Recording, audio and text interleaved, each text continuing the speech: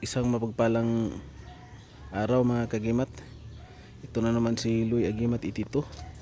At mayroon na naman akong ipapakita sa inyo mga kagimat na aking hawak na kakaibang mutya mga kagimat o kakaibang bato na aking bagong nakuha mga kagimat. At sa hindi mo na ako mag-umpisa, ang video at ang usapin na ito ay para lang sa mga taong naniniwala sa mga kakaibang bato o mutya ng kalikasan mga kagimat. And big shout out na lang sa lahat-lahat na aking mga kapwa Moti Hunters. Ang ipapakita ko mga kagimat, ito ay kakaiba mga kagimat kasi may kwento ng aking kaibigan na nakakuha na daw siya nito, pero kanya bata pa siya nakakuha. Yung edad niya is, parang 15 years old. At ngayon mga kagimat, ipapakita ko siya inyo mga kagimat yung bago kong batong kakaiba nga nakuha ko mga kagimat. Ito mga kagimat, yung batong mayroong bungo mga kagimat. Bungo yan mga kagimat, oh. May dalawang mata at saka bibig at bunganga, puro may butas mga kagimat. Yan, bungo ng ulo ng maliit na tao mga kagimat. Yan mga kagimat, nakabaon siya mga kagimat sa bato. Yan.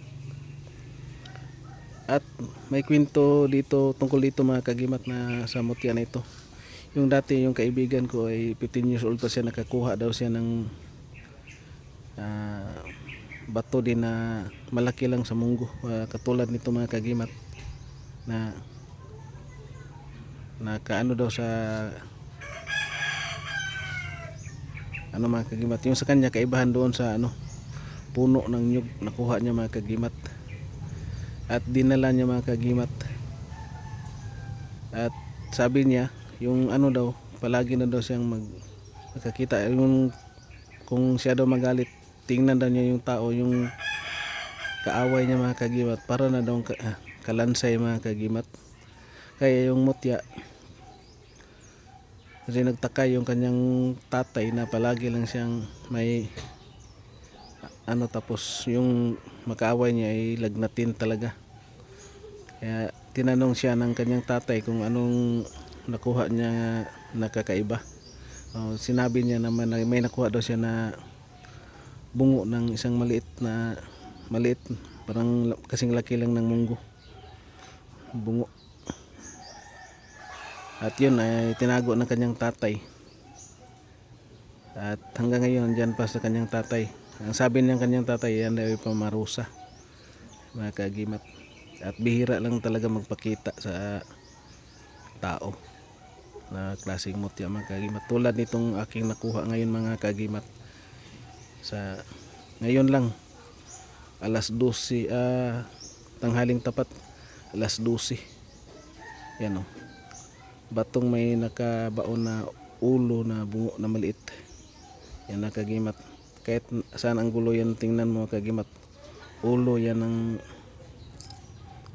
na nakabaon. Tingnan nyo mga kagimat, nakausli pa sa konti. Yan mga kagimat.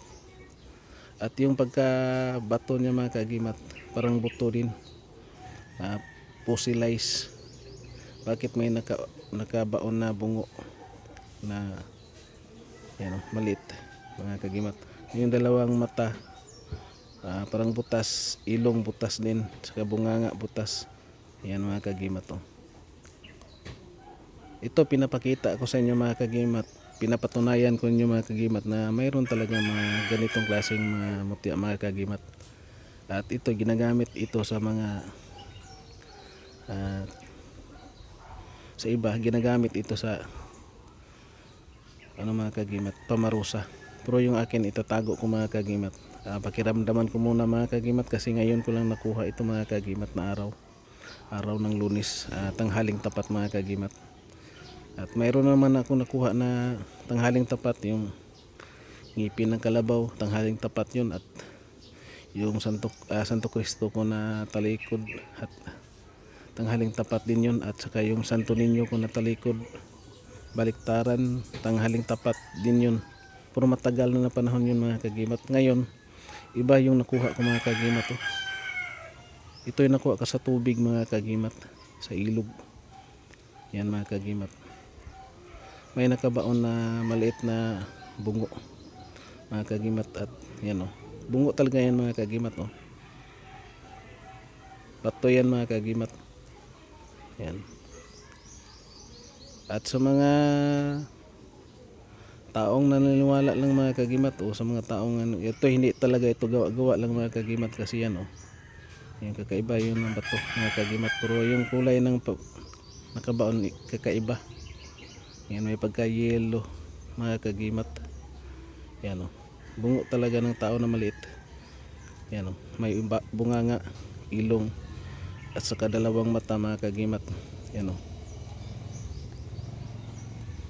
ito pinapakita ko sa mga kagimat kasi para gusto ko lang patunayan mga kagimat na mayroon talaga mga ganitong klaseng mutya, at mayroon siyang nakakaukit mga kagimat. At ang mga makabasa lang nito yung may mga may alam sa lihim ng karunungan mga kagimat. Yan may nakasulat mga kagimat. Yan mga kagimat.